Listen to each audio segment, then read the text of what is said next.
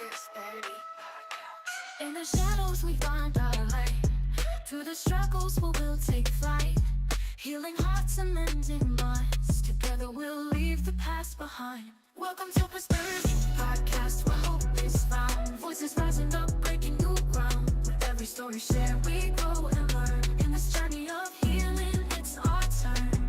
Mindful moments equal prosperous lives. Oh yeah. Mindful moments equal prosperous lives. Trauma whispers, but love will shout.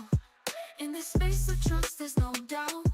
We'll explore the depths of pain and grace, finding strength in every embrace. Welcome to Prosperity Podcast, where hope is found. Voices rising up, breaking new ground. With every story shared, we grow and learn. In this journey of healing, it's our turn.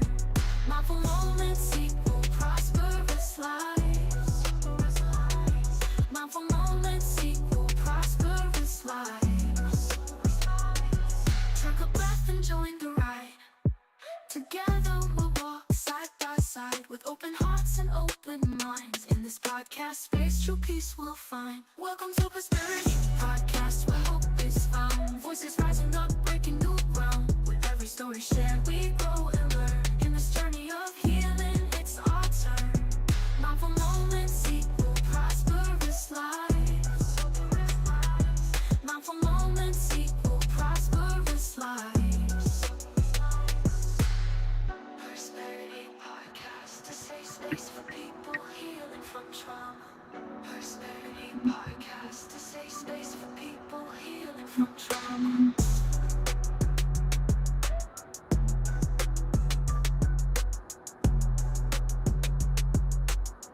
Persperity Podcast, a safe space for people healing from trauma.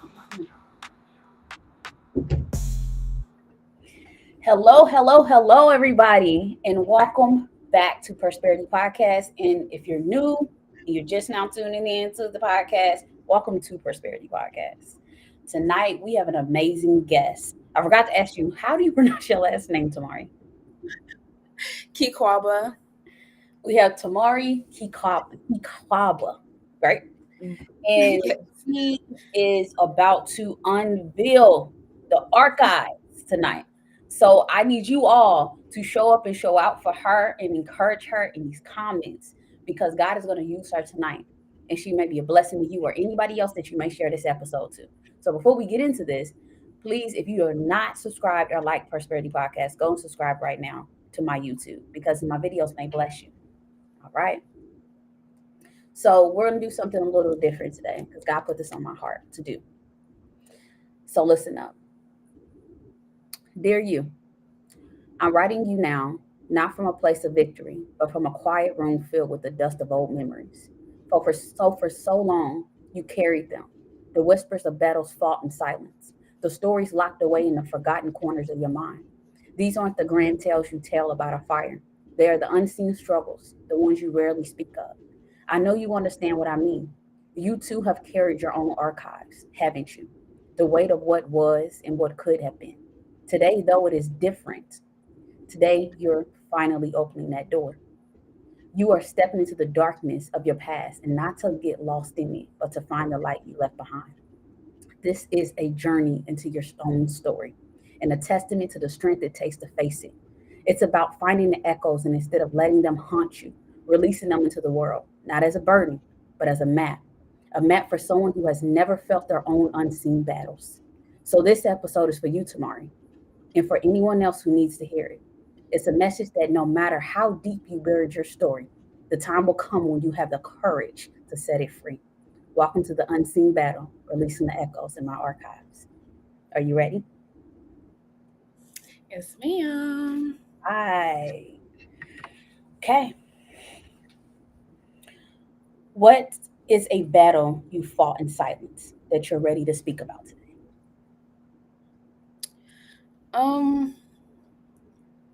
I guess I've definitely struggled with.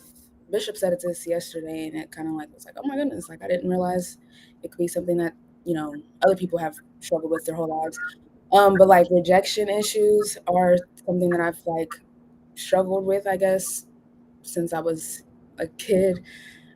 So that's something that I'm just now like realizing that's affected me, and realizing that it affected the person that I like am, and how I, make relationships or don't make relationships.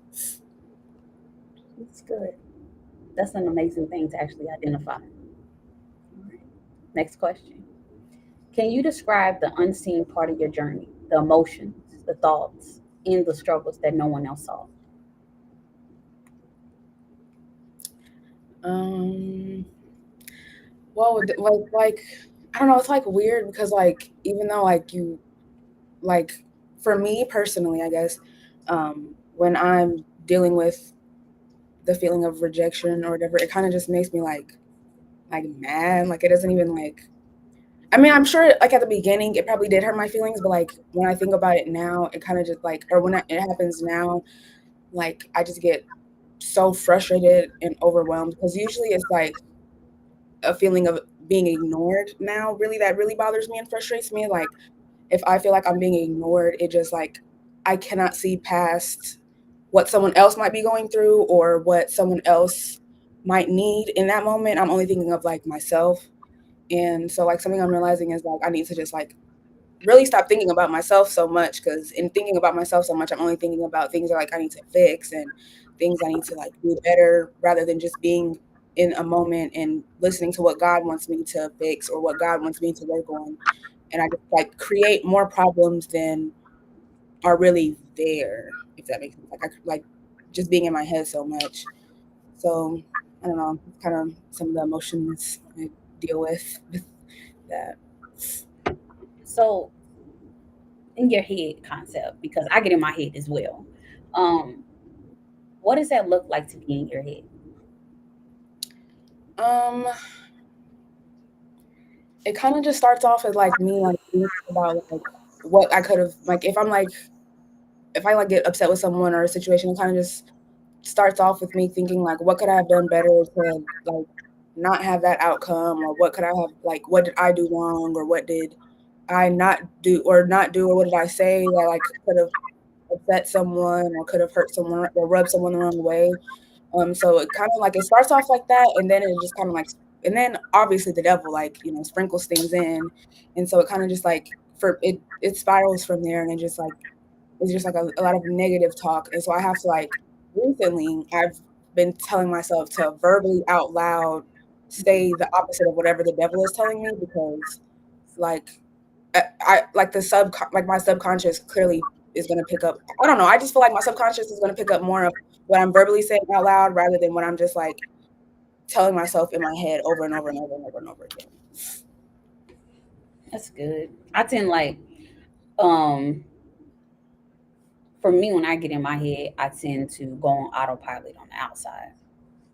And a lot of my the stuff in my head is a place of trauma, like me as in where I had to come from, and that's like the room that a lot of things that I dealt with. But I just tend to be on autopilot. Like, I don't know though what's going on and all that different things, and it's amazing that you identify what that looks and that feels like for you, because some people may not identify when they're in that I'm in my head moment. So that's huge. That is Sometimes huge. I don't really realize it. Sometimes like it's like it's I don't even think I ever realize it. I think like the Holy Spirit literally will tell me like you're listening to the devil, or like is that my voice or is that the devil's voice? Like once because I just like kind of got the feeling of condemnation versus conviction, and so like I sometimes can tell when obviously like God is like being gentle with me, Mhm. and sometimes like it's hard though for me to not listen to what the devil is saying when he's like like saying like little things like God is disappointed in you and God doesn't like you and God hate like it's like well God doesn't hate anybody, so I don't know why you thought I would believe that. Like sometimes it's like little like petty little things that I can like quickly know, okay, that's the devil. But sometimes he's like crafty with it, and I have to like I feel like I have to work overtime to discern the two, so between his voice and a different voice, I guess.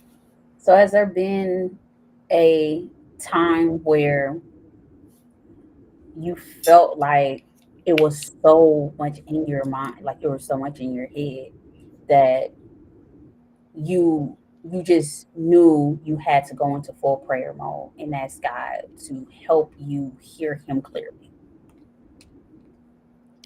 Yes, that actually happened to me like for the first time a few weeks ago, where I could literally tell like the devil was literally like trying to get me to just like believe every single thing he was saying. Like it felt like when like you're desperate to keep somebody, like that's what it felt like the devil was doing. It was like he was desperate to like make me believe anything, and I could tell that it was him, but I couldn't figure out what to do. I was like, I don't know what to do. Like I know it's the devil. I know this is not God's voice. I know this is not what God says. Like I don't know what to do.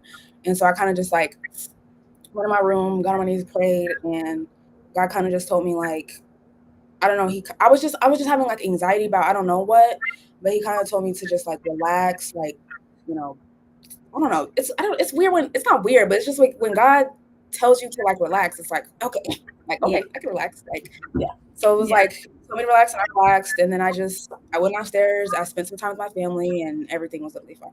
Like I was literally fine. Awesome, awesome. But you right though. When God tell you to relax, you just okay. Or sometimes you be like, I don't know about that guy, but God, you don't listen. God gonna really make you relax. I had to learn that for myself. Literally, Yeah. You ready to transition to literally. another question? Mhm. Oh, you got some comments here. Rashana Freeman says, "Hey." Karen Hanna says, "Hello, ladies." Um, Miss Patsy says, "Hello, beautiful. Your friend is it Kia Mercer?" Says, "My friend." Mhm. And Miss Patsy says, "Awesome. You're learning how to cast down imaginations." Okay, Miss Patsy, cast down imagination. Fun. Okay, so next question. How has carrying this battle secretly affected your life, your relationships, and your sense of self? Um, for a long time, I guess, like up until like last year, it was like I don't know. I've never been like obviously diagnosed or anything with anything, but like social media and other things can, you know, make you think you have things or make you believe you have things. So I think I fell kind of into a cycle of believing that I was depressed or I was depressed. I don't know. But for a while it was like not good up there. And I don't know. It's just when I feel that way, I just kind of like isolate myself.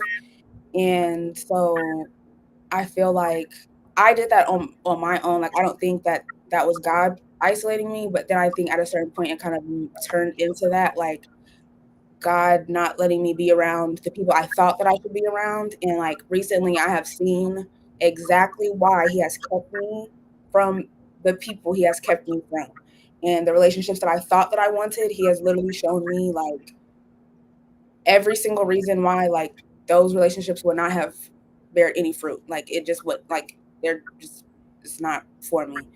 So I think like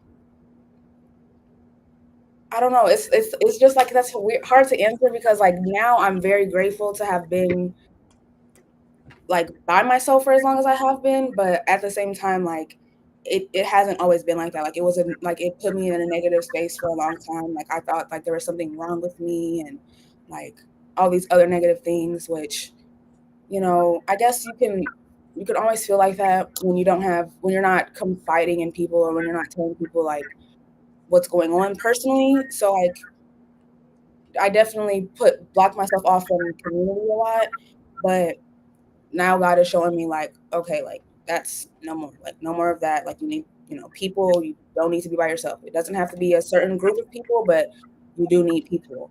And so I think yes, it was bad for a while, but like now I'm grateful for it. If that makes any sense. It does. It does. There's a little glitch with your camera. Um, you froze a little bit. I'm frozen. Yes, you're frozen.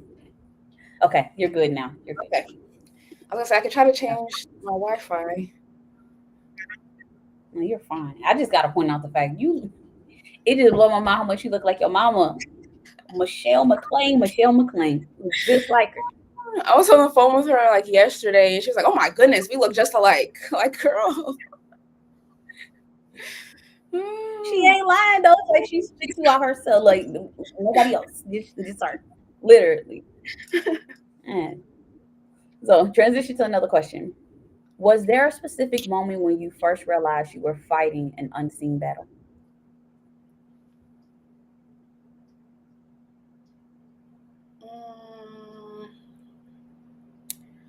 Mm, I don't think so. I don't think there was like a. I don't know, because I've never really like felt like I sound like my mom too. Oh my goodness, I did not know that. I sorry. Can you say the question again? that threw me off. No, you're fine. I know the comments. Comments came in. Miss Schroeder says that you sound like your mom too. Brianna says God's isolation is protection. Contentment becomes a need. Becomes a great need in your season isolation. It allows you to trust God and it builds your faith to sustain while in limbo. That is so true. That like all of that, literally. Good. I know sometimes when the comments come on, you'd be like, oh, what they say? All good things, all good things. All good things. So the question was there a specific moment when you first realized you were fighting an unseen battle?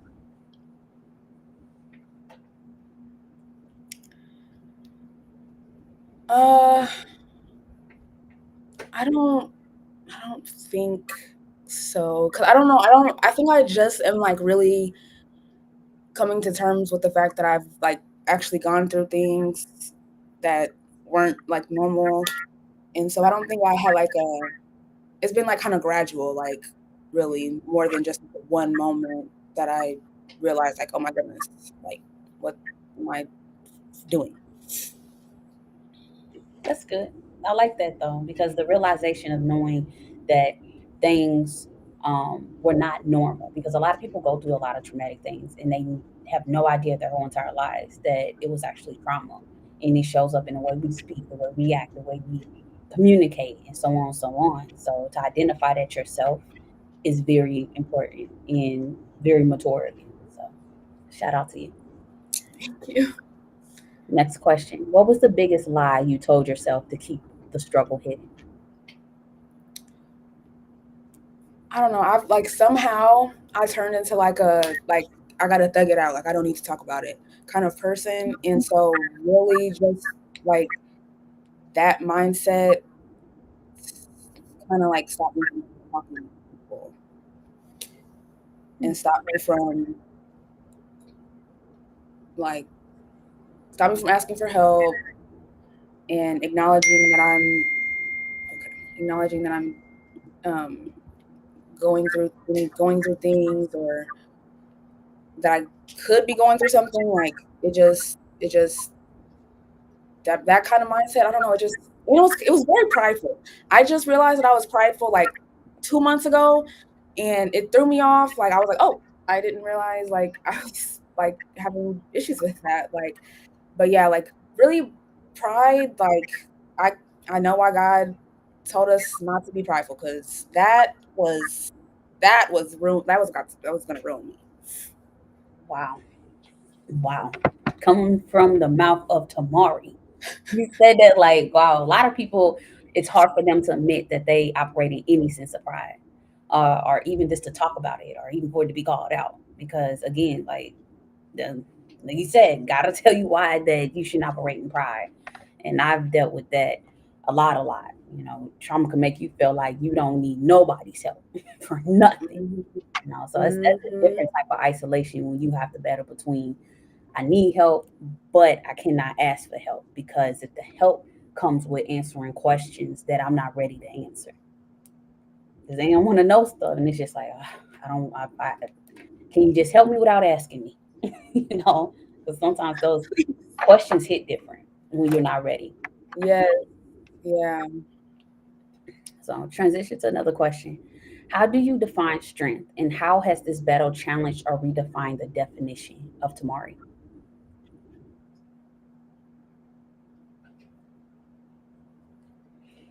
I guess I'm just going to be talking about all the things that I've been learning. So recently, God has been teaching me that, like, when I'm weak, I am strong because that's when I rely on Him. And at first, I was like, God, that makes no sense because literally, when I be feeling weak, I don't be feeling like I don't be feeling strong at all. I just feel feeling weak. But then, like, in truly like changing your heart posture or changing my heart posture, and like accepting what it means for God to literally just be God, and accepting His help in His way, not my way, like in doing what He is guiding me to do in rest or in like my daily life. That is the ultimate goal, not what I want, not what I think is best. And so that's I keep like forgetting the question halfway through me answering it, It's okay. and It's I okay. feel like I start yapping. Sometimes that we need to say what needs to be said, regardless if you're off from the question, because it's not even veering off. It's a connection towards something that you're wanting to say, and you're just trying to figure it out. So don't apologize to that. So, and I don't have any problem with reiterating the question to you. So it's okay. I like what you said. Would you like me to read it again? You want Yes. me? Okay. How do you define strength, and how has this battle challenged or redefined the definition of Tamari? The the microphone cut out. Oh no, it's okay. How do you define strength, and how has this battle challenged or redefined the definition of you? Okay. The second part is what I wanted to answer. Thank you. So in relying on God when I'm weak, like for me that's really it's just like it's praise and worship because I don't know. And so in doing that, like it always like sets my mind back on God is like everything. It's about God. Like it's not about like whatever little thing that I'm like struggling with. Like everything is about God and bringing glory back to God. And so that fixing my mindset to be like that has helped me a lot because it again has also helped me to not be as like selfish or self involved with like my own issues and things like that, because I can just think back like what is God maybe trying to teach me in this moment, or what is God trying to like show me or show someone around me through me, or anything like that. I know that's why Tamari said, I'm trying to be impactful. I am impactful. Yeah, you better be aware so you know who you impacting. Oh, your twin then stepped into the chat. She said, I think you answered it well. Okay, okay, Michelle. Miss Thanks Bessie for says, revelation is important. You're doing great. thank you. Now, look, I'm waiting for that Michelle method to be thrown up in there like Kingston said. I'm just kidding. Kingston is messy. They say that Michelle method. Well, next question. Oh, she said, it's beautiful that you are letting the Lord use you. Thank you, girl. All right. So, who or what was your greatest source of support when you felt the most alone in your fight? Um, my site or okay, that doesn't make sense. My manager at my job, like last year is really when like I started going through like a lot of like health anxiety. Not it's not really health anxiety, but like anxiety that started affecting my health, I guess, in a way. And Kingston, not right now. And um and she's like a I don't know, she's like a very kind person. And besides like that was like the first person outside of my family really that I've seen like doing kind things, and like just being a kind person just because they can be a kind person, I guess, if that makes sense. And so yes, my manager Tommy, she's like the sweetest lady ever. I love her. Hey, Kingston said, y'all done started talking about me. It's only right. It's only right. You talked about us. You talked about us. Okay. The next question: is there a single piece of advice you wish you could give to your younger self, who was just beginning in this journey? To literally not care if you get like chosen, like literally to not to not care, because caring is okay, but to not let it affect the way I see myself. Beautifully said. What they say, clock it. That's what they say, clock it. Yes, beautifully said. So, what's one thing you've learned about your own resilience that you never would have known otherwise?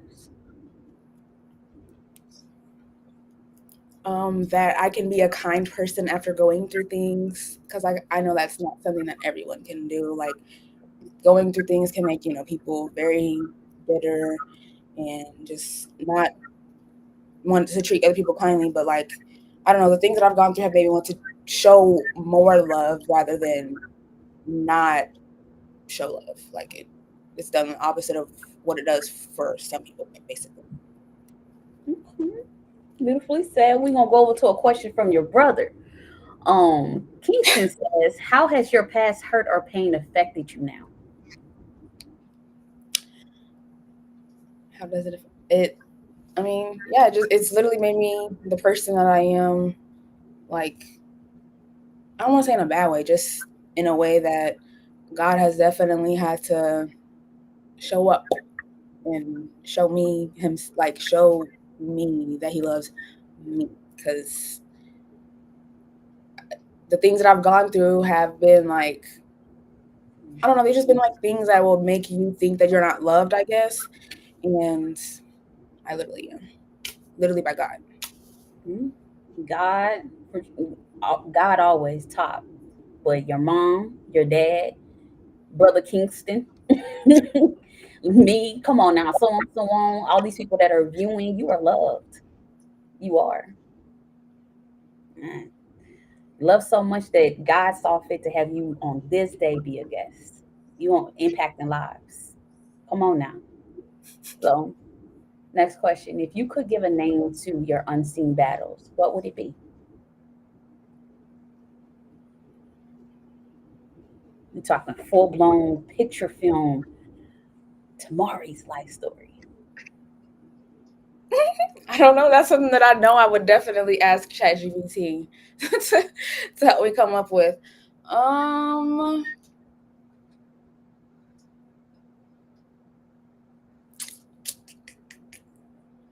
oh, It's okay. We could come back to it, or we can skip it. It's okay because I know that's a loaded question because it's just like I don't know about this, but we'll keep flowing through these questions. okay. What does your personal archive look like? Is it a box of memories, a journal, or a collection of feelings? Definitely a collection of feelings. Like my brain is literally like, ever since I watched Inside Out, I decided that that's how I was gonna just have my brain, and literally it's a collection of like feelings. And I yes, that's like a good thing, but I definitely know where it's a bad thing, because you know Bishop always says the feelings are the devil's playground, and I don't want to give him any room to play in my life. So Mhm. I'm definitely been learning to like, yes, things have hurt my feelings, and I've had like negative feelings, and I relate, a lot of events with feelings, but I don't have to still feel the same way as I did in the past. Like if something happens now, I don't have to react the same way I did when, or didn't react when things are happening. Wow, wow, you taught me some stuff. I mean, like, wow, like sometimes, like when people are sharing things, it's really amazing how you can realize some of the things that you need to work on as well. So, the thing about this podcast is I definitely take a lot from what the guests say, and I do my best to apply it and try to run that pride away because God doesn't live in pride. But thank you for that because that was something that went off in my mind to realize, hey, work on that for me. Um, Kingston said, "Yeah, girl." Jesse said, take your time, baby girl. Tamari, Mama says, Tamari, you are special and amazing. I just don't think you know it yet. Heart hands. All right. What's the most challenging memory you've had to revisit in your archives? Um, OMG. I don't want to like talk about my family, but um, I I don't know if any like a lot of people know this or not, but I'm in a blended family, and so like the blending of our family was like a little bit like rocky, a little bit crazy, and so I've had to deal with a lot of things from my step brothers, and that like those things have like I don't know, they just yeah. I get it. I get it. Next question. How do you find the courage to go back and face those stored memories? I don't really like to be honest, I um like don't even remember a lot of like I purposely don't visit my childhood in my mind. Do you feel like that is like a coping mechanism to not feel those feelings? That's good that you. Definitely, because like when the like whenever like earlier when you asked me like what I do when I shut down or something like that, like a lot of the things the devil says is like things that they used to say to me, and so like I know that like I really just I just shut down. I just don't talk or nothing. I just kind of like try to distract my mind until I'm not thinking about it anymore.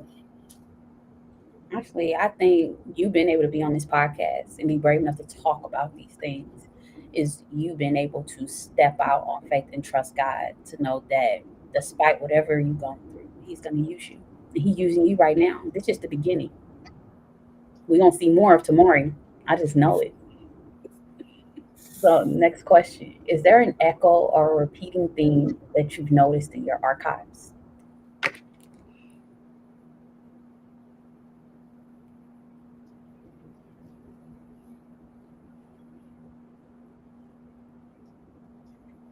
We can move on to the next question, or you need a moment. Then No, I think it's kind of like I don't know how to word it. Like I guess maybe like self sabotage. Like I would like I don't know like not destroy but like just in friendships for no reason and like just randomly stop talking to people that are really close to me or like I don't know yeah little things like that. you touched on something I gotta be honest with myself on when I was going through traumatic circumstances. I didn't believe people cared about me. So for me, I would sabotage those relationships, and then be mad at them when they decide to walk away. Because it was like, I know you don't care about me. You're lying. You're not gonna stay in my life. You're telling me you're supposed to be here, and you're going to be, or whatever it is. And it's easy to get caught up in the fact of what trauma has told you. Nobody's going to believe you. What you're saying is not the truth. Or you're worthy of having people there. You belong here. This is the space for you. Like, because when you feel out of place because you've never had a space where you felt like you fit, it can really do things to you. It can stir up them things. But to identify it is a whole different level, because some people walk with that and they don't talk about it, because talking is releasing. It's being able to say, hey, I'm recognizing that, I'm identifying these different behaviors, and I'm wanting to move forward. But in that, do you feel like you do differently now? Yes, but like it's so weird because it's like only been like for the past like few weeks that I feel like I've been like doing things differently, like actually like hearing God guide me through my triggers, if that makes sense. And sometimes like I ignore him and the outcome is not it's not any better. I don't know why I do that. But I learned a lesson in that too, that I was like, okay, that actually was God telling me to do XYZ and I need to listen. So I'm kind of taking everything as a lesson in a way to either like learn more about God and learn more about his love and him teaching me things. Because if I don't, I kind of like get into a mode of like talking down on myself and being like negative. It's good that you identified it. Thank you for sharing that. Next question. What's a memory you once saw as a weakness, but now see as a source of your strength?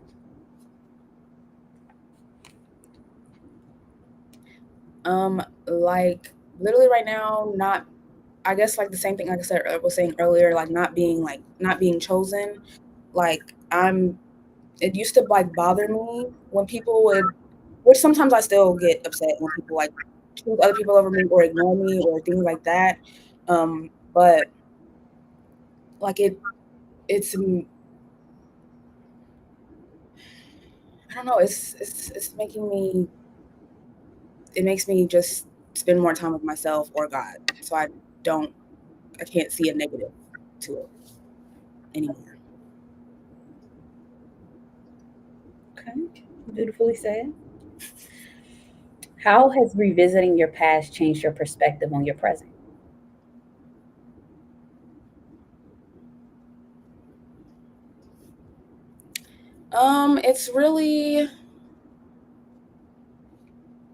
It's really just made me see like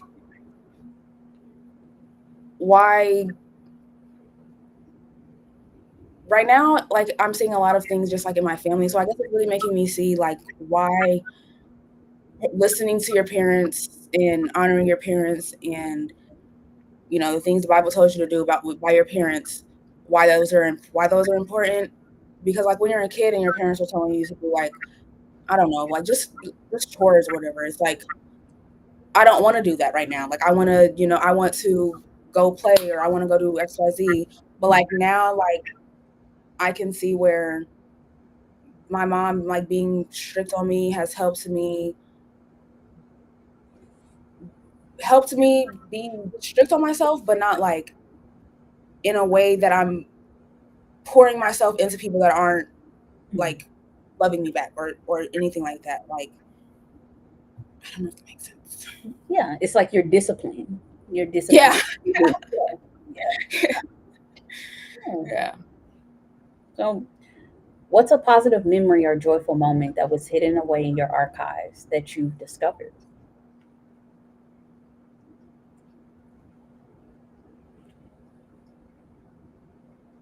Oh gee, yeah. Take your time. It's okay.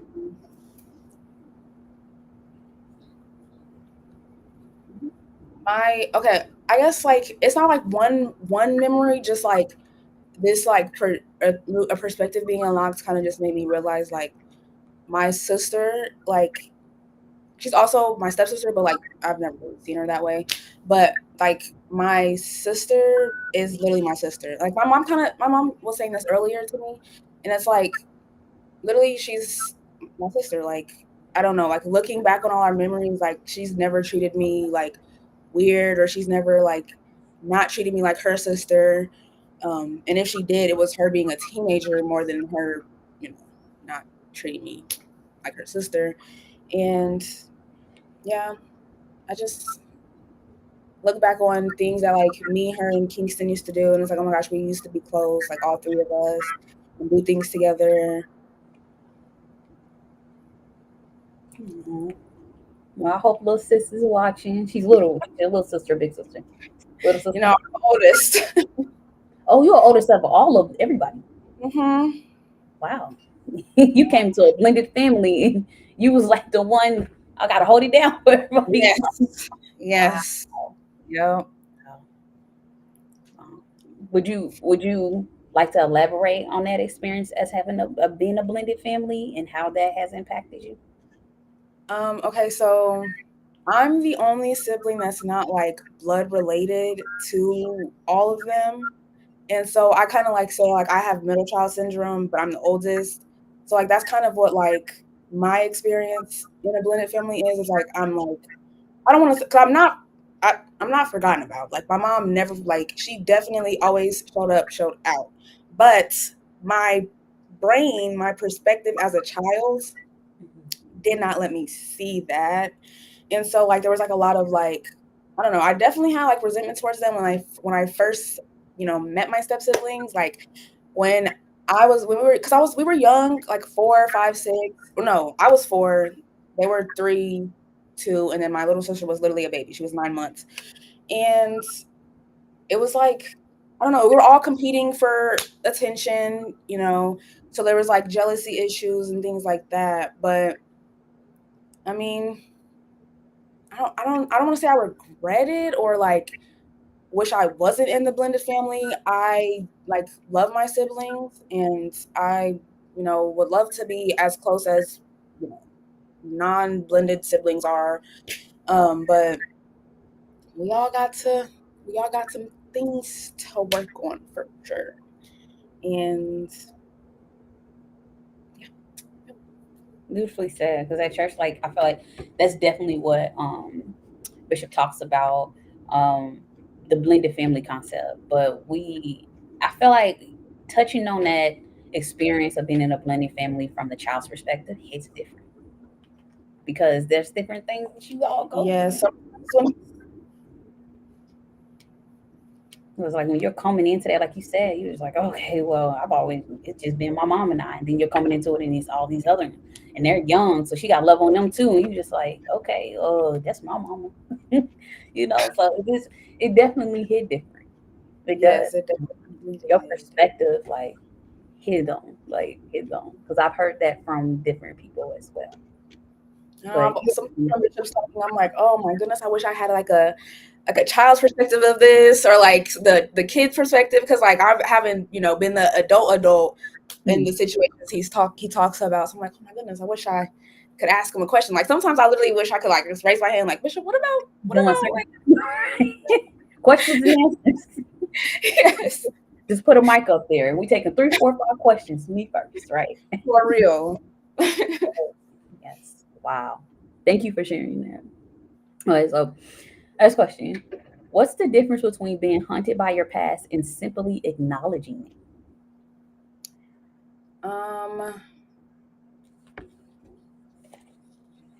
I guess when you refuse to acknowledge what has happened, or refuse to acknowledge like a thing has happened and it has affected you, I guess that's the difference.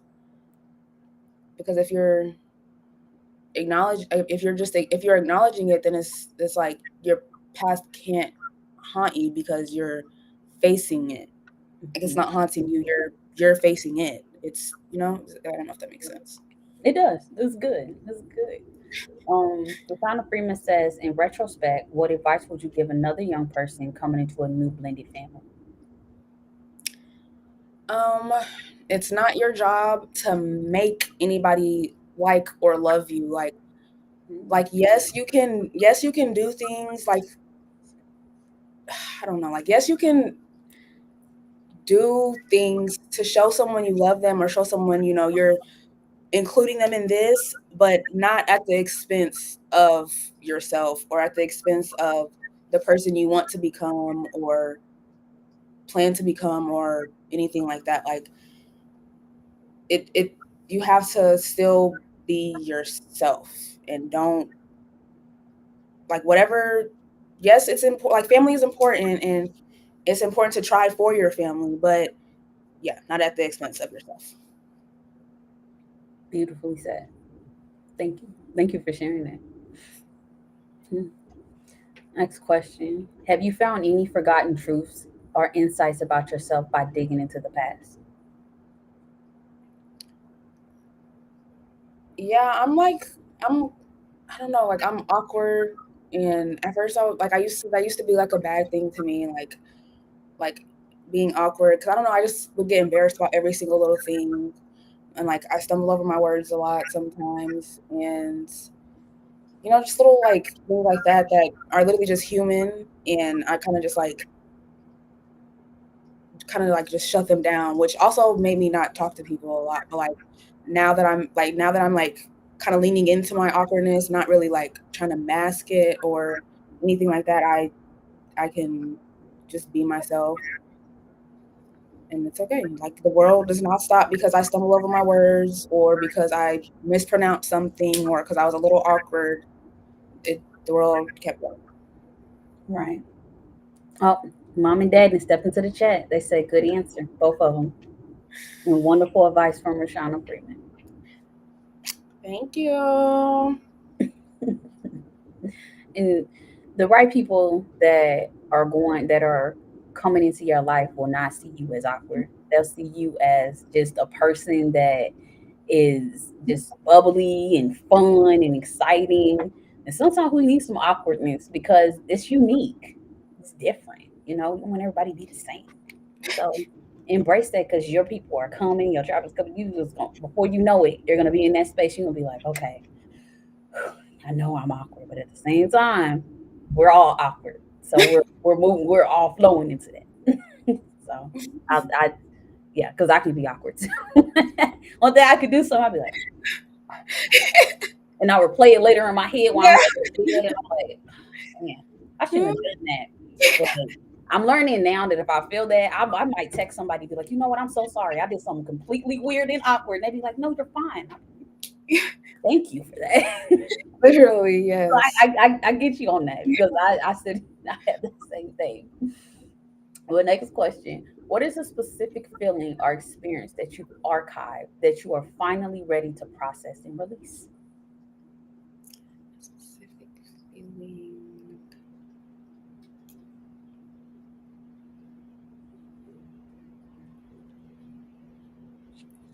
I guess really probably joy.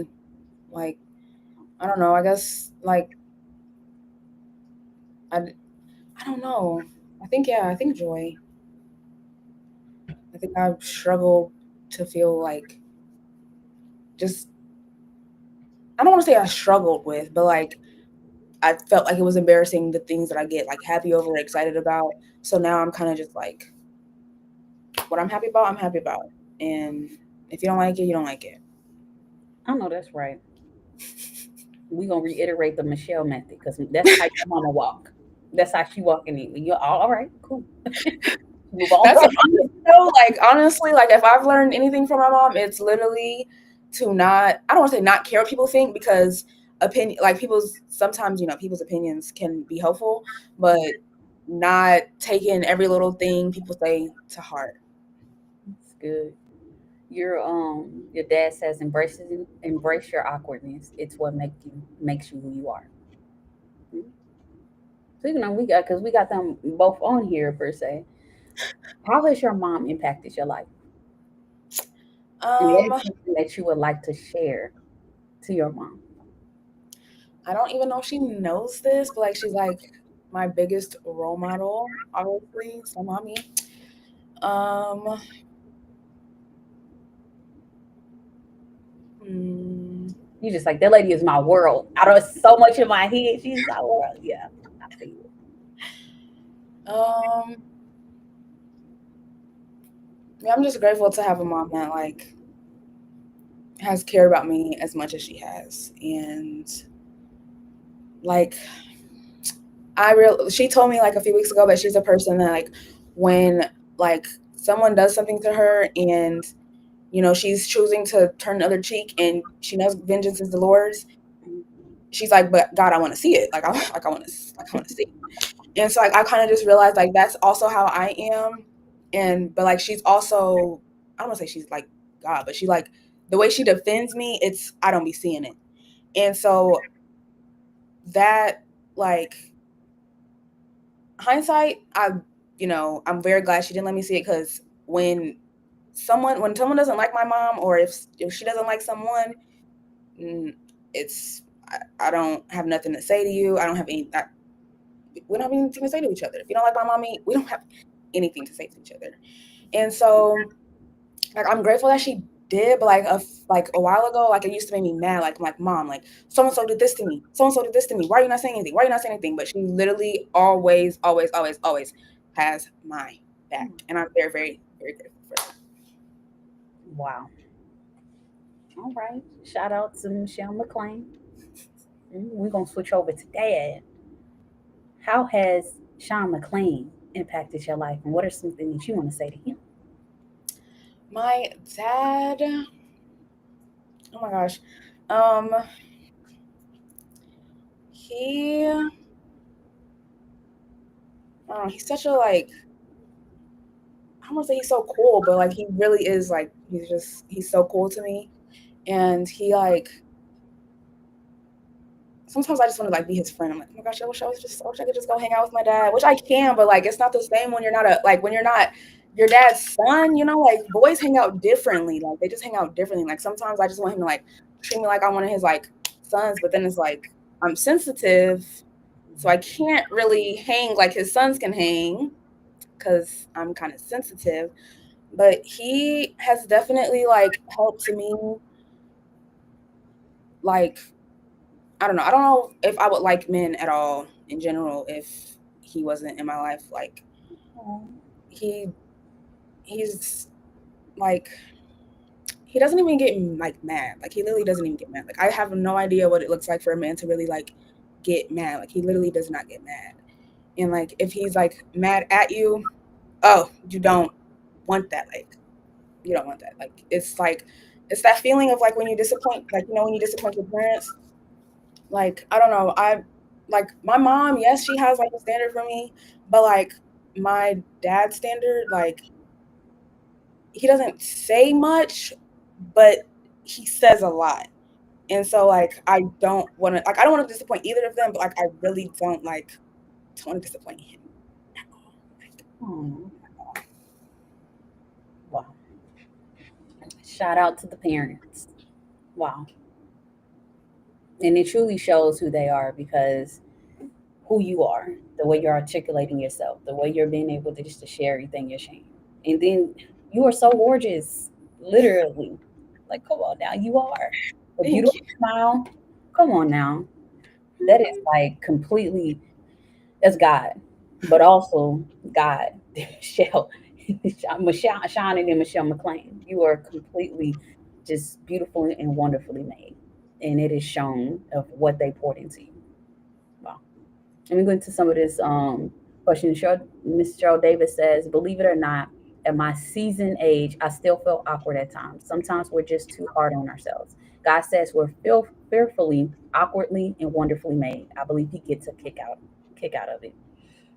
And your brother says when he's mad, it's different. It's different for you. You're a boy. You're a boy.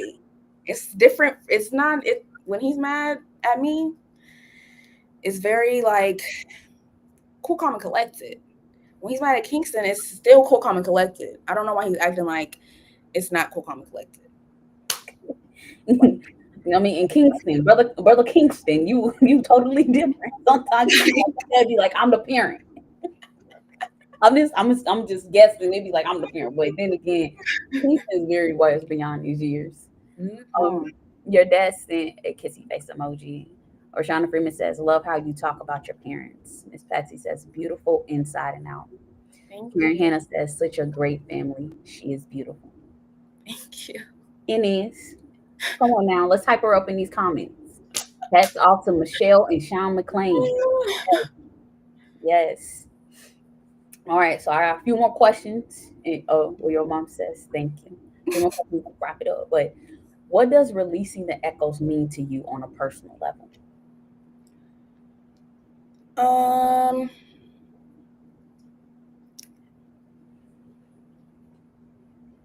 really, exactly what it is. Like just releasing things that I thought I've gotten over, or releasing things that I didn't, know affected me, or, um, yeah, releasing things that I've, accepted that have nothing to do with me, like at all, and I've just put those problems on myself. Like I don't have to work. There is a gnat in here. Sorry, I don't even know why I sit here. Um, yes. So just yeah, releasing things that I just haven't thought to talk about, like getting it all out there. Would you say you're in your I'm in a releasing season unapologetically? I don't know if it's unapologetically yet, but I'm definitely in a releasing season. Oh, all right. I like that. I like that. This ties, the next question ties into that first one. How does one begin the process of letting go of something that has been a part of them for so long?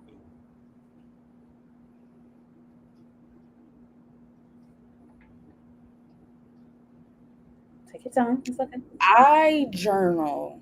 So I went like when I for me it was when I realized I was journaling about the same thing like every couple weeks or every couple of months or every so often. I'm like, this keeps popping up.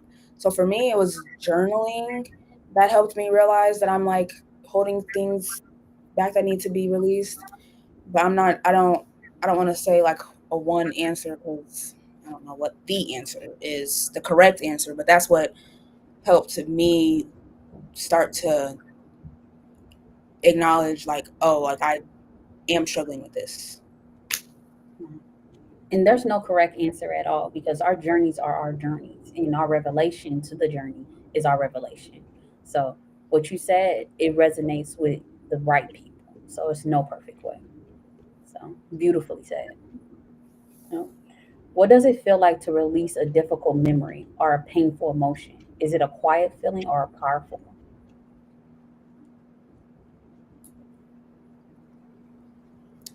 It's really a quiet feeling, like I don't want to I don't want to say God says I told you so, but it's kind of like God is telling you like, see you can trust me or see you can, I was telling the truth. Like releasing does feel good. Like kind of that's what it's felt like at the beginning stages for me. Now when I'm, used to trusting God and used to knowing, I'm not sure what it'll feel like, but right now it kind of just feels like a I told you so, but in like a gentle kind of way. Wow, I love that. What are some healthy ways you've learned to process and release these emotions rather than keeping them bottled up? Well, I do journal, and then I've kind of picked one friend to just kind of trauma dump on, but like our situations are similar, so we kind of like talk with each other and talk to each other about things. But before that, I hadn't told anybody anything about what like was happening in my head or anything like that. So it wasn't. I can definitely say after I decided to tell a trusted friend that that is the better option for me. I like that. We always have to have somebody or that we can trust, just to be able. I believe that there's going to be that one person where we can just tell them anything, and they're just that person. So that's amazing that you actually met that person. So shout out to you. What's one echo you are still learning to release? People pleasing, like I don't know, cause I'm like in this space where it's like I only care what God thinks about me and what God thinks about me, but then at the same time I'm like, oh my gosh, wait, what if this person's mad at me? Or, oh my gosh, are you mad at me? Or did I do something to make you upset? Did I annoy you? Did I bother you? So I kind of am getting over people pleasing because I literally read a scripture about that one day saying like, why are you people pleasing if you're supposed to be pleasing God? Like why are you trying to please man? And man is never pleased. So I don't know why that was my thought. I don't know why that was what I was doing, but or why that's sometimes what I do. I guess it comes from like wanting people to like me, but it's like now I really don't care if you like me or not. If God likes me, Right? That's how. Okay. So, a few more questions. How do you hope your story will help others who carry their unseen battles?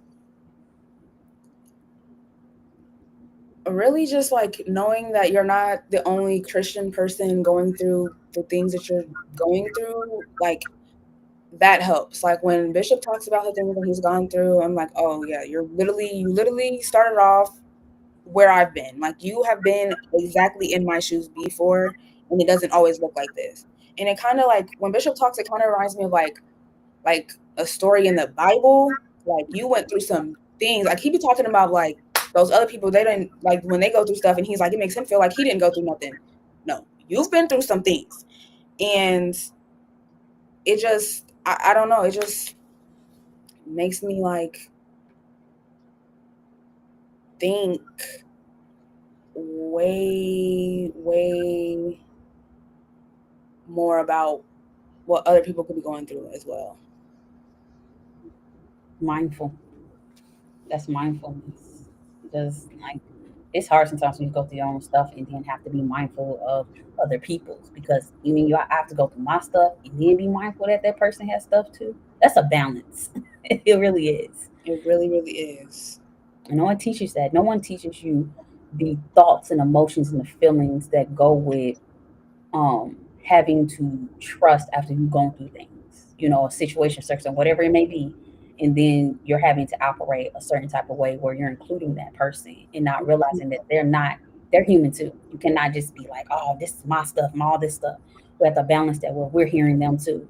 We're understanding that when God sends people into your life, He's not just sending you to them, He's sending them to you as well. It's a mutual. You're supposed to pour. And sometimes this is one-sided, but you got to identify that.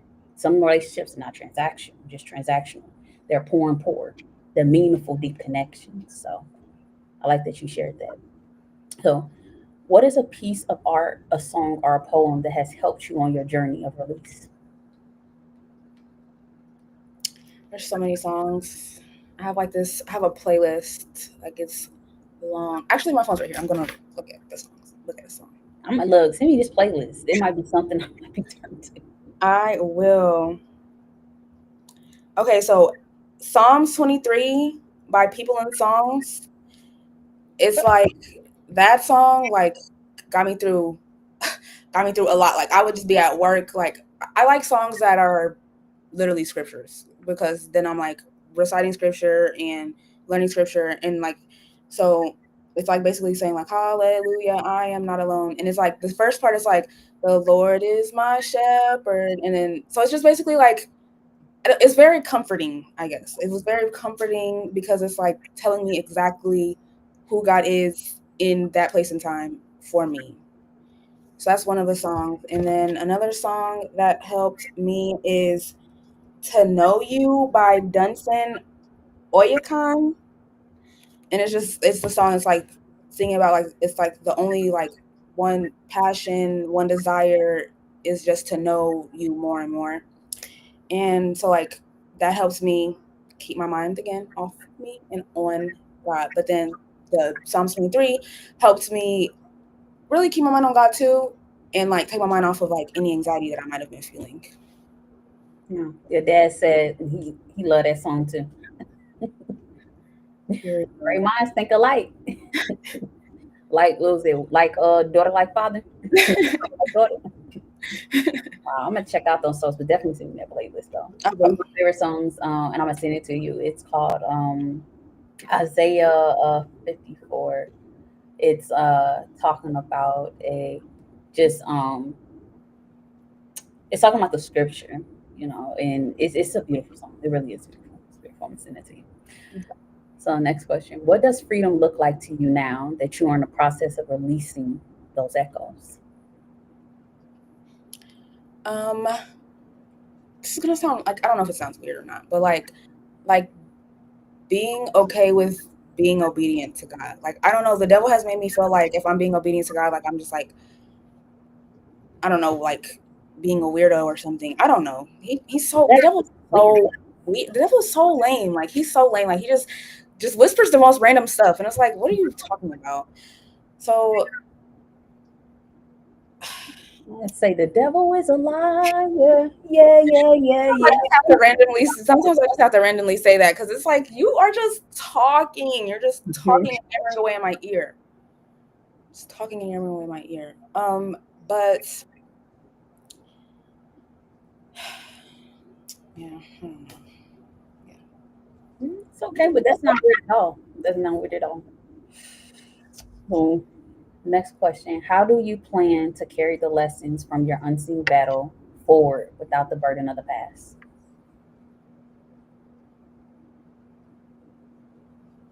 Just being like free in myself, like not second guessing, every little thing that I'm doing, or not like dad, please. Not, Hey, he said, clock that T. he was doing that all at church yesterday. I'm like that.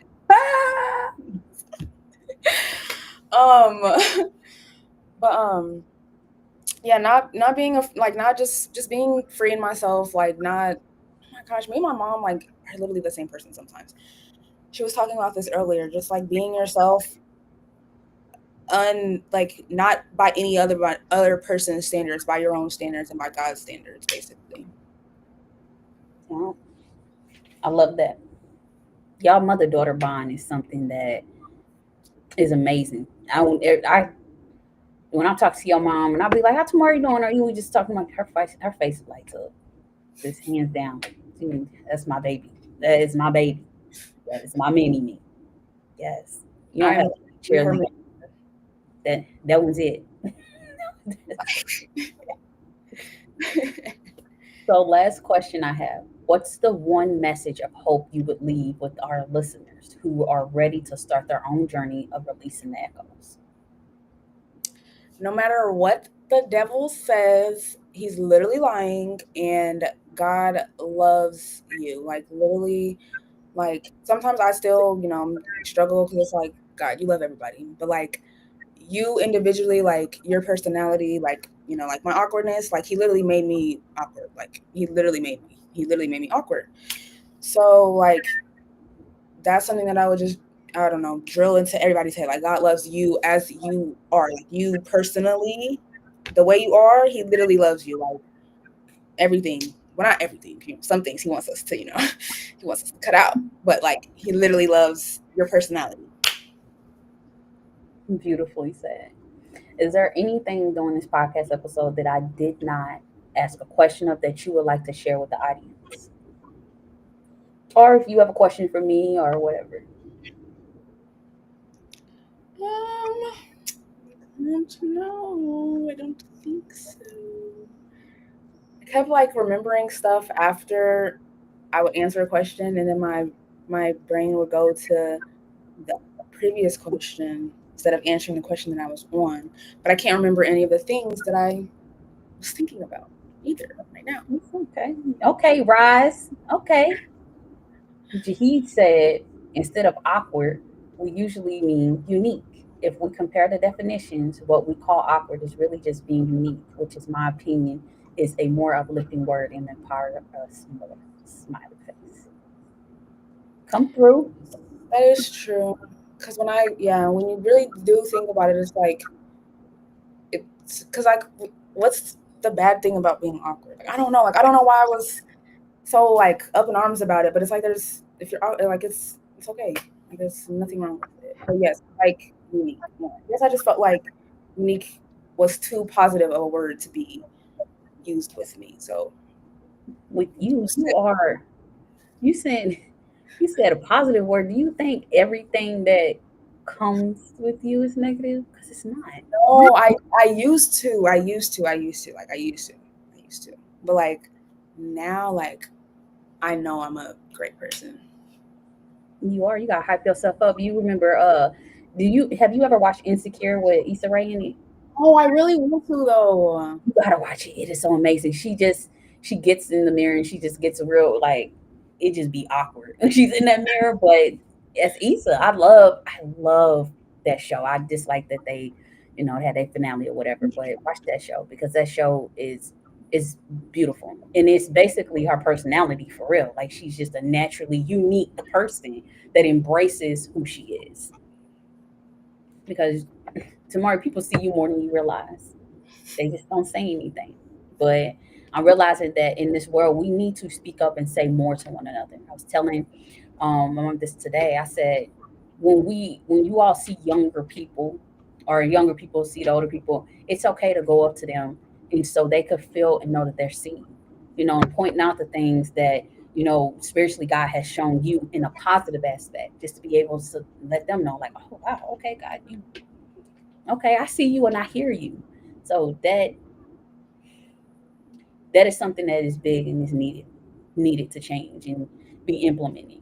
But yes, I love complimenting people. Like I give everybody a compliment. Like I, cause like I just saw a TikTok about like the number one way to get people aren't depressed anymore or something like that was like by small talk in like random places. And I don't know, like all of a sudden, like, cause I used to not be like this, but like I will literally like talk to anybody. Like I just be like, oh, that's so cute, or I love that. Where'd you get that from? Or I love your tattoos, or anything like that. Cause it's like literally, it's just fun. I think it's fun, honestly. I think it's fun just being nice and giving compliments to people. you said like this. Do you understand that you've been on this podcast for a little over an hour and you've been down to earth, you've been laughing, you've been bubbly, you've been open? Like that. That's the past. This look, Tamori, this is the Tamori that is about to, this is beginning to what you do. Come on now. Don't even. You talk about, no, no. We done already seen you now. Everybody go up to Tamari at church. We gonna give her compliments. Oh, snap. Everybody go up to, we giving her compliments. We just gonna be like, hey, Tamari, we gonna overwhelm you with love. What you talking about? We done already seen you. We know what's up. Okay, so what Keisha says she does, He's and probably Miss Patsy says just truly love people. Can you hear me? yes, ma'am. Oh, snap. Can you hear me? Yeah, can you hear me? Yeah. Okay. Mm-hmm. No, I was just saying that, like, come on now, we've seen you now. Can't go back and open a rock or whatever. We done already seen you. Come on now. What I tell you before the podcast episode, I said that's your thing song. I'm coming out. Hey, I want the world to know. That is so funny. But yeah. One last question that God put on my heart. How can everybody show up for Tamori? What are you needing? So my love language is words of affirmation. I think that's my main one. And like quality time, I think. But so like the lack of words of affirmation, like it's not a bad thing because I don't like it's that's not everyone else's love language. But like sometimes like I just need like a little positive like proud of you, or like just little nice little note, or not notes, but like things that show that you're paying attention. Really, like I like to know that, like I don't really like to know because it kind of is like, oh, you saw me do that, but then it's like, oh, you saw me do that at the same time. I got you. All right. Mentally noted, everybody. We know now. Know now. All right. So before I do my outro, is there anything else that you want to share? Don't feel rushed off, because if you still have things in you, go ahead. Go ahead. It's your space. I don't think I do. Okay. That's okay. All right. So thank you for tuning in to this powerful conversation. Tamori, thank you for being so vulnerable and sharing your personal archives with us. Your story is a testament to the strength it takes to face the unseen battles within ourselves, and a beautiful reminder that releasing the echoes of our past can truly set us free. It's a journey, not a destination, and your wisdom has lit the way for so many of us. To my listeners, if this episode resonated with you, I encourage you to like this video and subscribe to my YouTube channel at Persperity Podcast, Persperity. Share this conversation with someone who needs to hear it. And if you have a story of your own that you'd like to share on the podcast, please reach out to me on social media or email me. Until next time, keep fighting your battles and releasing your echoes. And remember, mindful moments equal prosperous lives. Thank you, Tamori. About to jam out. And I will see you all next week for an amazing, just mind-blowing guest. And I cannot wait for her to be a guest next week. Bye, everybody. In the shadows we find our way. Through No, the Tamari, struggles hit we it. will take flight. Healing hearts and mending minds. Together we'll leave the past.